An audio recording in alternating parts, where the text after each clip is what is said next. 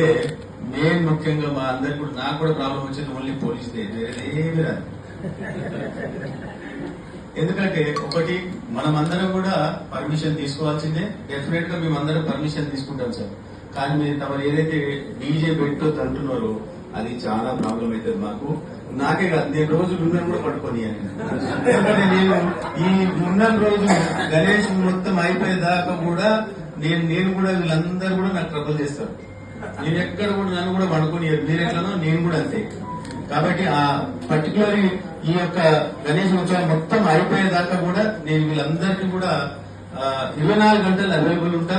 నేను తప్పకుండా వీళ్ళందరూ కూడా కోఆర్డినేట్ చేసి పనిచేస్తా.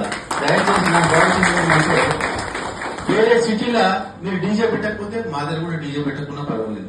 ఆడ డీజే పెట్టి లేకపోతే పక్క కాన్స్టిట్యున్సీలో డీజే ఉండి లేకపోతే ఊర్లలో డీజే ఉండి ఈడ లేకపోతే నేను ఈడ బతానా సార్? నేను ఒక్కసారి ఆలోచన చేయండి. అరే జాతరగా నన్ను తిడతారు, మిమ్మల్ని ఏమన్నారు. కాబట్టి మీరు అక్కడెక్కడ లేకపోతే నా దగ్గర వద్దు. నేను అక్కడ అందరిని రిక్వెస్ట్ చేసుకుంటా, అరే వేరే చోట లేదు కదా మీరు మన దగ్గర వద్దని. కానీ సింగిల్ పిన్ అని డబుల్ పిన్ అని మొన్న కూడా ఎట్లే వచ్చినాయి ప్రాబ్లమ్స్ అన్ని. నేను అక్కడ మొన్న ఏసీపీ గారు మా దేవేంద్ర నాకు ఫోన్ చేస్తే నేను చెప్పిన వేరే చోట పెట్టి మా దగ్గర ఎందుకు పెట్టనియరు, ఆడ పెట్టకపోతే మా దగ్గర కూడా పెట్టకండి. నేను దానికి యాక్సెప్ట్ చేస్తాను. నేను సిటీలో ఎక్కడ లేకపోతే నాకేం ప్రాబ్లం లేదు సార్. మీరు అది చేస్తా అంటే నాకేం ప్రాబ్లం లేదు. సిటీ అంతా లేకుంటే నా దగ్గర డీజే అక్కర్లేదు. నేను వీళ్ళందరినీ రిక్వెస్ట్ చేసుకుంటా పెట్టొద్దని.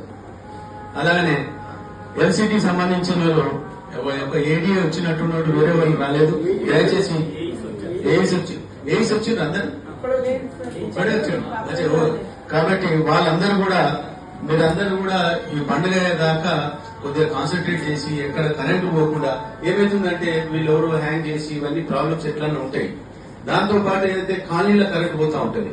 కాబట్టి ఈ 24 hours పని చేయాలని చెప్పి కోరుకుంటున్నాను. ఇంకా ఏదైనా అవసరాలు ఉన్నా కూడా నేను పోలీసు కానీ లేకపోతే మున్సిపల్తో కానీ అందరితో కోఆర్డినేట్ చేస్తా.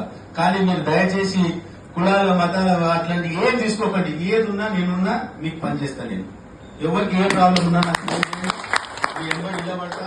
ఏ అవసరాలు ఉన్నా కూడా, ఎందుకంటే నేను చెప్పిన కదా ఈ 15 రోజులు నేను ఇక్కడనే ఉంటా, పనిచేస్తా. కాబట్టి మీకు ఏం డిస్టర్బెన్స్ ఉండదు. పోలీసు కూడా మనం డిస్టర్బెన్స్ చేయకుండా మనం చూసుకుందాం, మనం వాళ్ళకు కూడా.